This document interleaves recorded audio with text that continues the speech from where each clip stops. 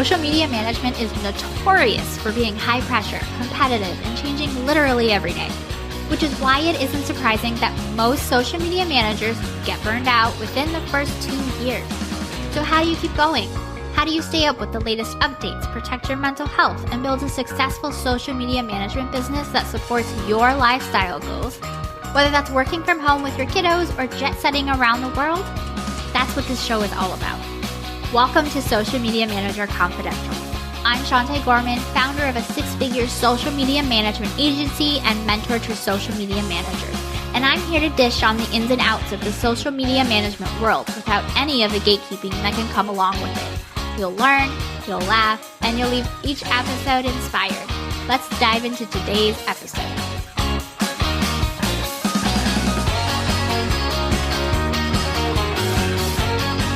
Hey there, welcome back to another episode of Social Media Manager Confidential. If this is your first episode, a special welcome and shout out to you. Thank you so much for tuning in. And if this is not your first episode and you're coming back every single week, thank you so much for being here and letting me know what you love about the show. Today, I'm giving you 10 actionable steps to going full-time in your social media management agency. So if you're still in your 9-to-5, working part-time, or are ready to really ramp up your business, this episode is especially for you. Let's dive in. Step number 1. Select which platforms you want to manage, and you can specialize in just one or choose multiple. So your options typically are Facebook, YouTube, WhatsApp, Instagram, TikTok, LinkedIn, Snapchat, Pinterest, Twitter, Reddit, or even Google My Business. It really depends on what your clients want and need help with. Where are their clients hanging out? Which brings me to number 2, select the type of clients you want to work with. This could be something as vague as small business owners to as niche as wedding calligraphers located in LA.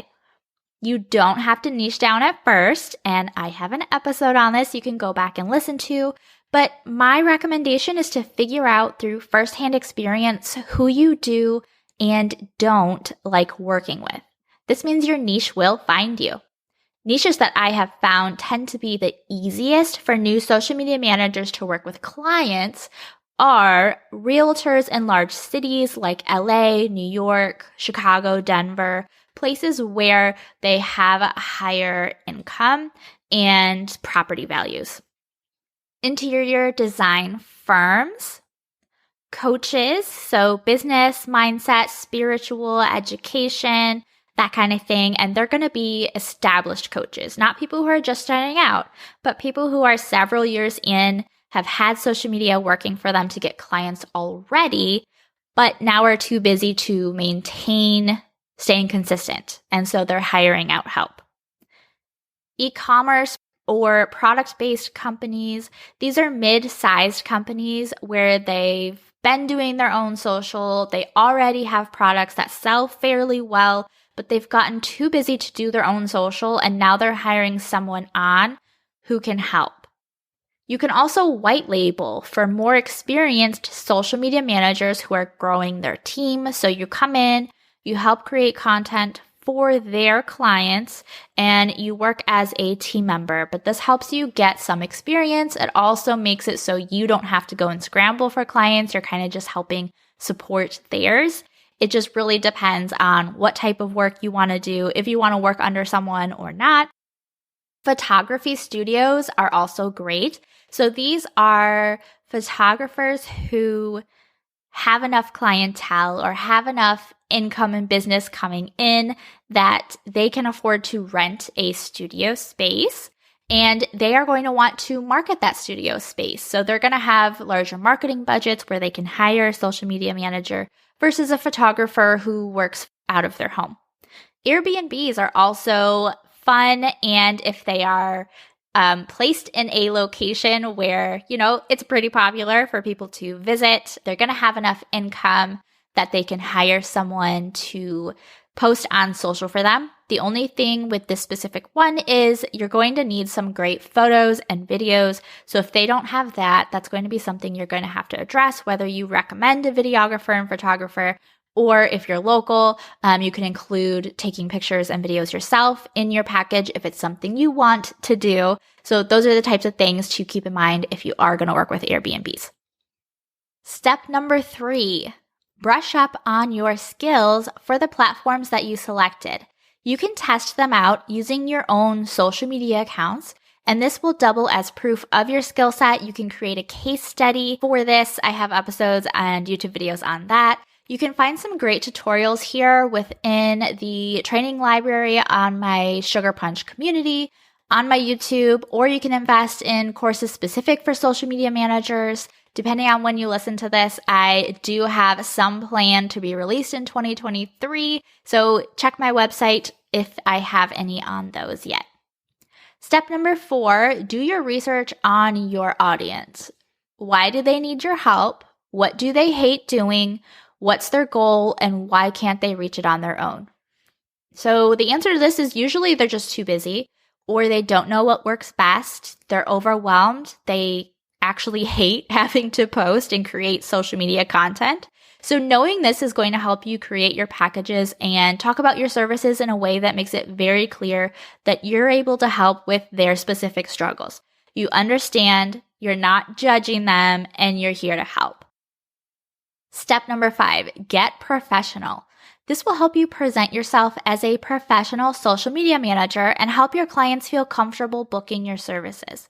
Aside from creating a personal brand, you'll need to also set up a booking form for discovery calls, create a case study to show to potential clients. Again, I have an episode and a YouTube video on that, and create a new email account address. So you can use your current email as long as it's easy to remember and professional. So you could use like socialmediamanager@gmail.com, but you don't want to use ilovepinkcupcakes1234@gmail.com. Eventually, you'll need a website, but you can start with a Canva link, and Canva has tutorials how to create little websites and templates and things on their website in their blog. Give it a Google, give it a YouTube, and it'll help you get it set up. Step number 6, plug yourself in. There are 3 places to start hanging out, and that is getting friendly with other social media managers. So aside from not feeling so alone, it'll also help to know that you have others that you can lean on, ask questions, get referrals from. I can't tell you how many other social media managers have sent leads my way because they were full-on clients or didn't work with the specific niche that I work with. You can also post content that your audience is interested in so that they discover you on the different social media platforms. But, and this is a big but, don't just wait around for them to find you. You can go out and find and connect with them too. Figure out where they're hanging out, get their attention in a valuable way, and start having conversations. And you can also join groups that social media managers or your audience are hanging out in. The bigger your circle, the more opportunities you'll have. My private Sugar Punch community for social media managers is a great place to hang out with other supportive social media managers. The link for that is in the show notes. Now, step number 7, decide on your pricing. Every social media manager charges their own rates, and it can greatly differ from one to the next. The prices you charge should be based on several personal factors like your desired income, work hours, expenses, and taxes. One of the biggest mistakes new social media managers make is pricing their packages too low. I have an episode on this and a YouTube video, plus a template in my template shop to help you calculate your packages easily. Number 8, tell people about your services. Often, people don't know what you do, how you can help them, or even if you have openings unless you tell them repeatedly. Post on your social media accounts and share with friends and family because you never know who knows someone who needs your help. Getting that first client is really the biggest hurdle. Step number 9, don't wait for it to be perfect before you start. What holds a lot of people back from starting their social media management business is feeling like you have to have everything put together and perfect before you can start talking to potential clients. I think you should have the basics down, like your services and pricing, and then start trying to connect with clients. It can take a few weeks to a couple of months before you get your first client. So if you push that off, you're spending that amount of time doing things that you aren't getting paid for versus developing them as you need them for your client. You can improve your client experience as you go. This process is never completed, in my opinion. It's always under development as your skills develop and your team grows. And step number 10, find your first client. Not knowing where to find the best clients is one of the biggest struggles new social media managers face when building a sustainable business. It can lead to frustration, stress, and add to the pressure of needing that extra income stat. There's a treasure trove of places to look that aren't low budget. They aren't oversaturated marketplaces like Fiverr and Upwork. And if you're feeling stuck, go back a step and make sure that it feels like it's in alignment. It might be a sign that you need to reassess if something just isn't working.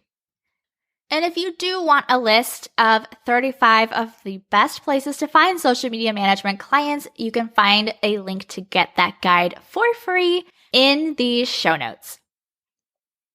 And remember, when you're deciding on these things, they're flexible. If you decide you want to offer more services, you can. If you want to reduce your services, you can. If you want to focus on just Instagram, go right ahead. Or if you want to be able to offer web design and email marketing alongside social media management, nobody can stop you. You are in the driver's seat and you get to decide what you do. This level of freedom is one that you've been dreaming about. But now that you have it, using it can be really overwhelming. I completely understand, which is why having these actionable steps can really help give you a sense of direction. It also helps to get feedback from others in the industry, so if you get stuck, I recommend posting your questions in the private Sugar Punch community for social media managers so that you can get input based on others' experiences. We've had people discussing niches, packages, platforms, proposals, and everyone has been incredibly helpful. That's all for today. I hope you found this helpful. If you have any friends who are struggling with knowing how to build their social media management business, share the link to this episode with them and help them out. And if you're not already following the podcast, make sure you hit the follow button or the plus button in Apple Podcasts so you can get brand new episodes delivered straight to your podcast app every Friday. Thank you so much for listening. I'll catch you next time. Thanks for tuning in to today's episode. Learn more about my digital template shop, online courses, and mentorship program by going to my website at sugarpunchmarketing.com. And while you're there, make sure you join my safe, supportive community created exclusively for social media managers. It's 100% free to join and packed with really amazing resources, trainings, and people. See you next time.